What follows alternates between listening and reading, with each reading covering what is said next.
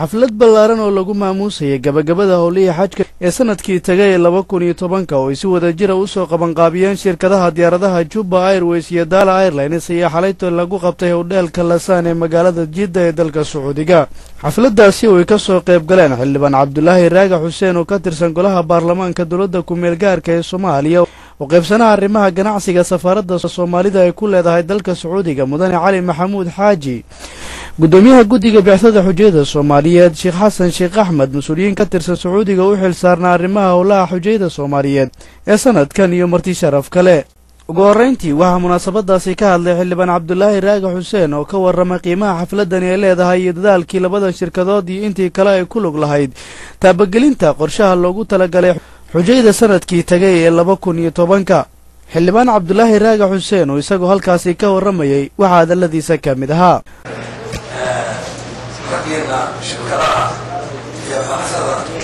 iyo mumasaliinta dowladda ragga ee halka maaragtay shaqada haya anaga oo idin mahad celinaya oo kaalintii dowladda aad ku jirtiin oo kaalintii Soomaalida aad u buuxiseen waan idin mahad celinayna. waxaad ogtiin toddobaadkaas dheer oo la soo maray oo dalka dhan soo maray wadadeeda inaad haysiin adaguna aad dawarteen adagoo ka soo bilaabina shirkadihii midayseen haddaan aad ku midoobin waxaan maraynaa dadkan maadna midayn lahayn waa filaya marka toddobaad fiican baa dadka soo maray. sidoo kale Sheekh Xasan Sheekh Axmed, gudoomiyaha guddiga bixinta xujayada Soomaaliyeed oo isaguna halkaasi ka hadlay ayaa yiri oo sharafta leh oo kalsoonida leh oo ay u buuxiyeen kaalintii laga rabay in ay gasho dowladda aanan diyaarada mali lacag aan ku kharbeeyo xadna ma haysano dan maay dowladda Soomaaliyeed marka kaalinta ay kasoo baxeen iskala sharafta leh oo xujayada una qeyliyaan una khidmeeyaan horta lacag baan uga xidhnaynaa. waxaan arkayaa Soomaalidu waxay jecel yihiin malaha inay wax waayaan inay wax dunyaan laakiin inay wax dhisaan ma jecla Soomaalidu.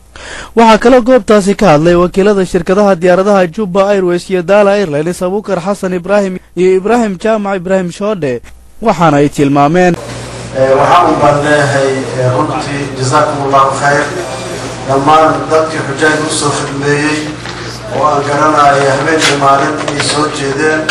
dad badan oo nala jooga iyo kuwa aan nala joogan intaba waxaan idin leenahay waad mahadsantihiin. hadiyooyinka la bixiyena ma aha abaalmarinteeda ma aha, laakiin waxay cabiraysaa in shaqadii aad qabateen raalli laga yahay ay cabiraysaa. waadna mahadsantihiin. markii dowladii Soomaaliyeed hore la yaqaanay dowladda Soomaaliya loo yaqaanay markasiyada ay burburtay sidii nooca cusubeysi dabadeed ma jirin dowladda Soomaaliyeed oo dowladda dalka Sacuudi Arabiya laga aqoonsan yahay oo jirta oo waddanka xukunta oo jirta ma jirin. intii ka dambeysay ilaa markada baa jira magacyo iyo dowladda Soomaaliyeed oo laga yaabo inay dowladda Soomaaliyeed ayaa ku raaya aqoonsiga dowladda kale ayaa aqoonsiga dowladda Soomaaliyeed hore jirtay baabado laga aqoonsiga. markii ay gaasho dhacday dadka Sacuudi Arabiya waxaa ka isaamay in xujaajtii wixii guulahaan jireen beesamaysan jireen mooyaane intii kale dhaafka samaysan si cid walba soo xatama loogu haago meel ay kaga tahay oo asaan u ah halkaa waxaa dhigan xujaaj Soomaalida, kuwii Masaarida, kuwii Andaluusiya, wadamada islaamka meel walba lagu ogaado. ugu dambeyntii xafladaasi oo ku dhammaatay jawi aad u wanaagsan ayaa waxaa halkaasi shahaadooyin iyo abaalmarino kala duwan lagu guddoonsiiyey intii ka qayb qaadatay howlihii xajka oo isugu jiray Soomaali iyo Sacuudiyiin. Cabduqaadir Cali Maxamed, Qayska, Hon Cable TV, Jidda, Sacuudi Arabia.